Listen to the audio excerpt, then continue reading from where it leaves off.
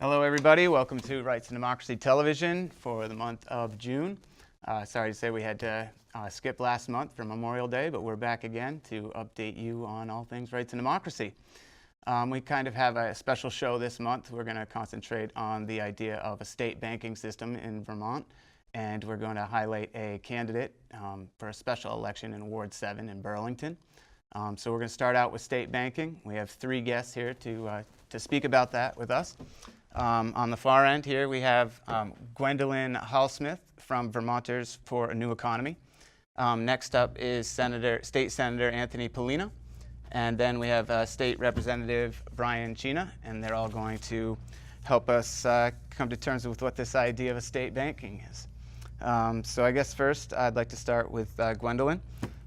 So could you tell us what is a state bank and/or how is a state bank different from a traditional bank? Alrighty, well, the term state bank is all about who owns it.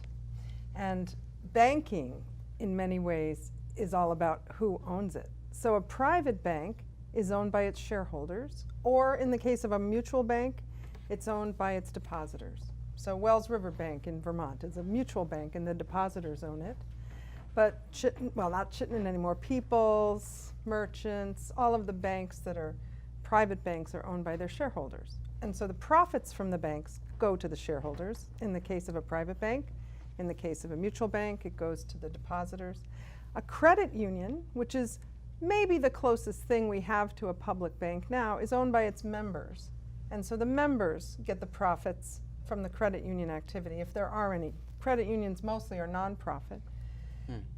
Public banks are owned by the public. So the state of Vermont would own a state bank, but there are other types of local public banks that are owned also by maybe a municipality, a county, or in Germany there's a type of local bank that's owned by the population in general. So it's all about ownership. Who owns it and who gets the benefits from it. So for example, in North Dakota, they have a State Bank of North Dakota, and the profits or dividends from that bank are returned to the general fund of the state of North Dakota. And in the last 10 years, over $500 million in dividends has been returned to the general fund. Now, if you do the math, what's 500 million divided by 10? That's about 50 million a year, which coincidentally is about the size of the budget gap we were trying to fill here this year. So a state bank also offers the state a real possibility for another revenue stream besides taxes as a way of funding important state programs. All right. That's it's almost the idea that I had of it before stepping in here, but I really am interested in how this can happen and benefit Vermonters. Well, how it can happen is for the legislature to act. But one thing as well is when you talk about being owned by the public, then the real motive is not always about profit. It's about giving municipalities and borrowers a better deal. That's right, yeah, because public banks can give lower interest loans to students, for example. In North Dakota, students get loans at 1% instead of 9%, which is often the going rate when you're dealing directly with the regular banks. It can also offer banks with forgiveness of loans if necessary. So in North Dakota, they decided because they needed more doctors, they would allow the doctors forgiveness on their loans if they stayed in North Dakota. So there's lots of possibilities with a public bank that really don't exist in the private banking world. Okay. Could we maybe move on? We'll check in with Anthony. Is this the first time that anyone has proposed a state banking system in Vermont? And what has been the history of legislation in Vermont for a state bank? Well, it's come up over time now and then. It's something that seems to become a topic of conversation. This particular effort that we all are involved in, I would say it's been about almost 6 years that we've been working together to try to move this through the legislature. And you would think that given the potential benefits of a public bank, lower rates for students, lower rates, let's say, for borrowing if a municipality wants to borrow money, or let's say somebody wants a school that's going to renovate. Right now you have to bond and borrow money and pay it off, and the money goes to Wall Street. With a public bank, that money would stay in Vermont. So a school that needs to renovate might get the money cheaper because they're borrowing it from the state instead of from Wall Street. But when they pay it back with a little bit of interest, the money's coming back to the state of Vermont as well. So I say that because you would think that given the benefits and given the great deal of unmet needs that the state of Vermont has now to invest in infrastructure and affordable housing and all the other needs that we have, that the possibility of gaining access to funding would be something that would be, sort of a no-brainer for a lot of people. But I'll tell you, we run into an incredible amount of opposition to this idea in Montpelier, to the point where it's been difficult even to get a real good conversation going about the issue. Excuse me. State treasurer opposes it. Certainly the banking community opposes it.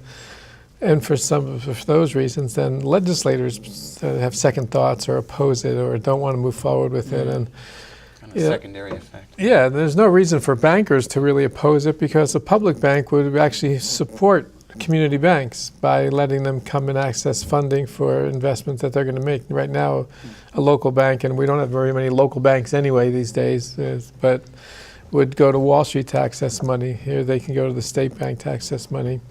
Okay. Now, let me say, so I think people would be surprised at the strong opposition that we found this year when we talked about, we've had proposals to set up a state bank, we've had proposals to study a state bank, we've had proposals for a citizens commission to take a look at the possibility of a state bank, trying to make it easy for legislators to sort of come around to this idea. But it's been very difficult. We have had some success, though, I should say, in moving forward with a program which is called the 10% for Vermont program. When we ran into one of the stone walls we ran into in moving the issue forward, we said, okay, instead of a state bank right now, let's talk about moving 10% of the state's average cash balance. The state of Vermont has money in the bank, obviously, every day. Let's take 10% of that money and allow it to be lent out through the treasurer's office for local Vermont needs at low interest rates. So it's acting a little bit like a bank in an experimental way to see how it would work. So right now we have the 10% for Vermont program, and lo and behold, it's working very well. There's money it's about $35 million a year. The money's been lent for affordable housing and energy efficiency and other good things.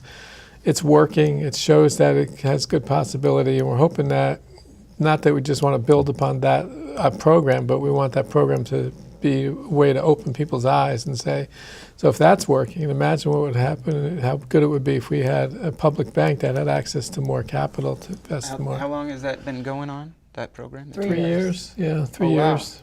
And the sky has not fallen. In fact, it's worked really well.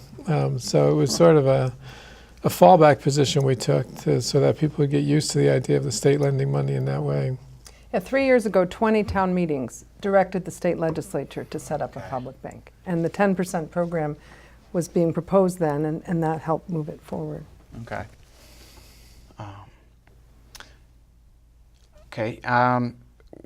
We could step over here to Brian. Why is this campaign important now? Who benefits from a state bank, and how do they benefit? So there's been a lot of talk in Washington, D.C. about loosening regulation of the banking industry. And the reason we regulate the banking industry is we saw what happened in the past, and what we've seen in our history when for-profit industries don't have regulation and can just do what they want and run rampant, how that affects the greater society. And we had to bail out banks, but it was about 9 years ago, right? 2008, Yeah, so about 9 years ago, we had to bail out the banks. And if those regulations are loosened, we're going to find ourselves in a situation again where the economy might be at risk because of the behavior of the banking industry. So one reason why right now is important is to protect us in case that does happen. But even if that didn't happen, it makes sense to move towards a state banking system. State banking system would help people in so many ways. We live in a society where we see increasing disparity of wealth, and the way that the financial system is set up right now and the way that banks operate right now, they're contributing to that disparity. And there's a growing need for us to find an alternative way to manage our tax money, and an alternative way to invest in the common good. Some of the stakeholders that would benefit from a state banking system we would have taxpayers. You know, we hear a lot in Montpelier right now about the need to make Vermont affordable. Our governor keeps saying affordability is his priority. A state banking system would make Vermont more affordable. It would help taxpayers by providing a better way for us to invest our tax money. Right now, we take our tax money and we put the bulk of it in 2 out-of-state banks. And these banks take that money and they invest it in the industries of their choice. One problem with this is that they're investing our tax money in the fossil fuel industry. And so that means that your hard-earned tax money is paying for pipelines that cross indigenous land, that's destroying natural resources. That's not what Vermonters want. Vermonters want to invest in a sustainable energy future. If we had a state bank, then we could hold that money locally and do what we want in Vermont with the taxpayers' money. And so by alternatively investing that in our own state, and we could benefit businesses. Loans could be made to small businesses to help them get started, help them expand their operations, help them improve their businesses, and then the interest off those loans would go right back into our state bank. So we would be investing in Vermonters, and then Vermonters would be paying back the state a small piece instead of a big corporate bank. And then that money could just be reinvested into our own economy. Students would benefit from a state bank. The state bank could provide loans to students. So instead of students being saddled with debt and paying interest rates to big out-of-state banks, students could be given loans in-state and they could be paying interest to our state bank, or we could have loan forgiveness, like Gwen mentioned earlier, for specific occupations. Another group of Vermonters that could benefit from a state bank would be home buyers and homeowners, because a state bank could offer mortgages, home equity loans. A state bank could offer money for people to improve their properties, invest in properties, help more working and middle-class people obtain homes, and then the interest they pay on their mortgage could go back into the state bank and be used to help others. Another group would be municipalities, schools, and just the state infrastructure. If the state could take, we have clean water issues in Vermont. We have to invest millions and millions of dollars into clean water over the upcoming 10, 20 years. We have bridges and roads that need to be repaired. We have schools that are crumbling. If we could take, if we had a state bank, we could take our tax money, we could use it to invest in our state infrastructure. And then instead of paying interest to bondholders or out-of-state banks, interest could go back to the state. And once again, we're reinvesting in our economy. Even banks and credit unions could benefit from a state bank, because we look at North Dakota, Vermont now, I'm not prepared with my numbers, so Gwen may need to help me, but I think Vermont has 17 banks in the state, and then... Not even that are state chartered anymore. It's less than 12. And then we have credit unions, but North Dakota has 96 local and out-of-state banks.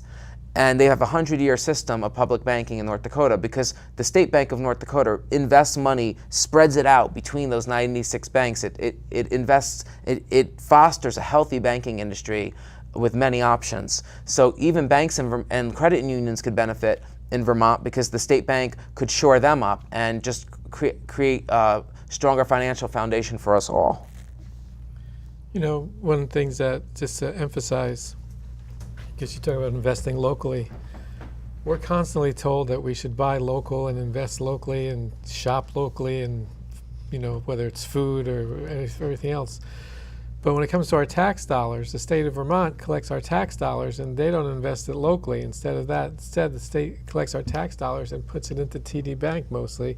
TD Bank, as Brian said, lends that money to China, to Wisconsin, to wherever they want to lend it. They don't necessarily lend it in Vermont, or they don't really care about the Vermont's economy. They care about where they can make a profit. So this really speaks to a lot of the Vermonters that I might have heard recently. Divest. I want to divest my money from these banks that are investing in these projects that I don't want. How much money do we have invested in our tax dollars in these projects, right? $350 million. That's a big divestment. That's all of our money, right? So this would be it's the ultimate kind of support the local economy, buy local, invest locally. So if we're going to talk about doing that, we should put our money where our mouth is, and collect our taxes. If we all pay taxes whether we like it or not.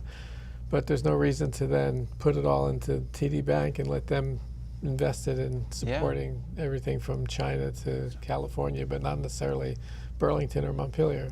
Things that aren't in our values. And we did a study 3 years ago that was funded by the Donella Meadows Institute that showed that a public bank would create over 2,500 jobs in the state and add over $340 million to the gross state product, which also would add tax dollars for the state on all that economic activity. So we've actually looked at what would happen to the economy if all the good things that Brian had talked about were done. Yeah. And it's a very positive impact. 2,500 jobs is over 15% of our unemployment rate. So This we'd be year- putting people back to work. This year, one of the things we talked about a lot in the legislature was investing in affordable housing. And the idea of bonding for $30 million to invest in affordable housing. And the whole question that came up was, well, if we're going to bond, we got to pay the interest, to the bond house. And it's going to cost us a couple $1 million a year in interest. How are we going to raise the money to pay the interest? And if you had a public bank, you could access that money for affordable housing through a Vermont public bank at a lower or almost no interest rate.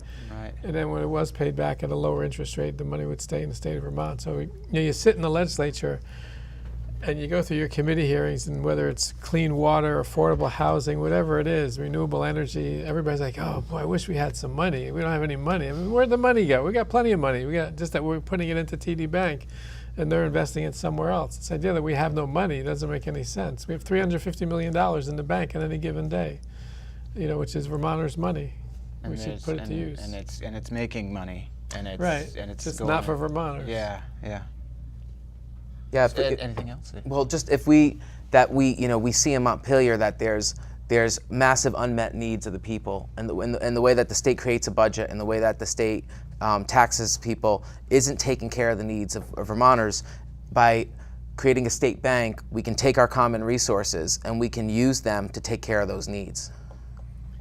So we're launching a campaign this summer where we're going town to town and trying to get people to hear about public banking, and it begins tomorrow, actually, in Cabot. So this is how viewers or Rights and Democracy members, anybody watching the show, Vermonters in general, can start to catch up with you guys in this idea and support it, right? So what's this event? What are these events? Well, it's called Baking for a Better Vermont. It's a baking contest, actually, where we're going to illustrate how public banking works with cookies. Everybody understands cookies. Banking's kind of complicated, but cookies people understand. So we have this baking contest, and we have a skit and some music and a World Cafe structure. We're trying to get people from all over the state. Here in Burlington, we could do a whole bunch of them, which would be great to do it. We've developed a little guidebook on how to do the event with the script and the skit and everything else, and we'd love for people to join us. Yeah, and in addition to the Baking for a Better Vermont, we're going to be trying to plan events all over the state of Vermont between now and January. It's our goal to try to do as many communities as we can, and if you're interested in having an event in your community, please be in touch with us. It doesn't have to be a Baking for a Better Vermont event. It could be, but if you want to have a salon where we come and just have tea and talk, if you want to have a pizza party, if you want to have an ice cream social, if you want to have us come to a fair, if you want to have us come to a farmer's market, we're really looking to travel around the state this summer and build a movement around this issue. So. What's the best way for people to track you down if they want to get in touch with you about one of these events? Well, you could find, let me just say, you can find Brian or I on the legislative website. There's our email addresses and phone numbers are there, which is pretty easy to find. So that would be the quickest way to. And you're pretty approachable. You're asking people to get in touch. Oh yeah, people always do. Yeah. And I would say I would say email is better than trying to call. Sure. That email is a very easy way to get in touch with people, and I'm assembling an email list of all the people who want me to keep them posted about public banking and this effort to create a state bank. So it's bcina@leg.vt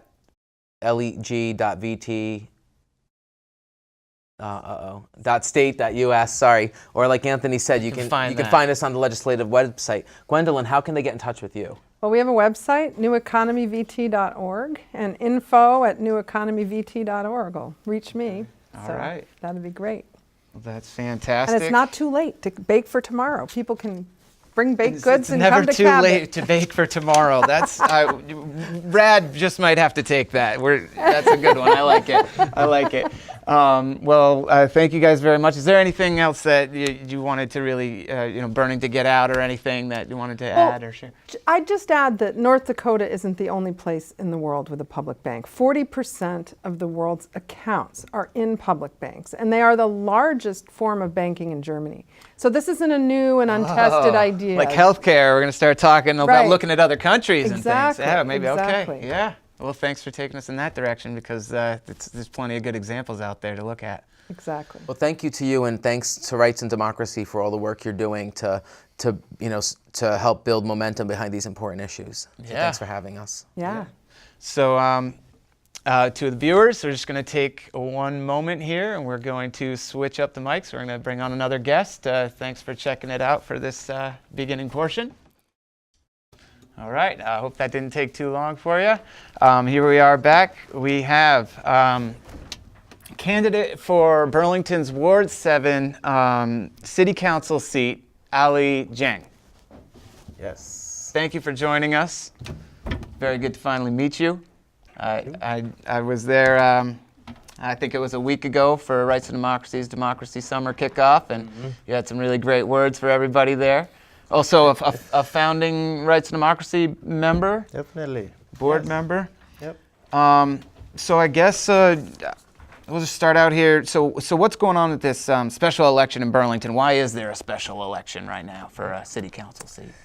Yes, so Tom Ayers, the current city councilor at Burlington Ward 7, is moving to Randolph. He took a new job, and now his seat is open for grab, and I will grab it, which will be June 27 at the Miller Center from 7 a.m. to 7 p.m.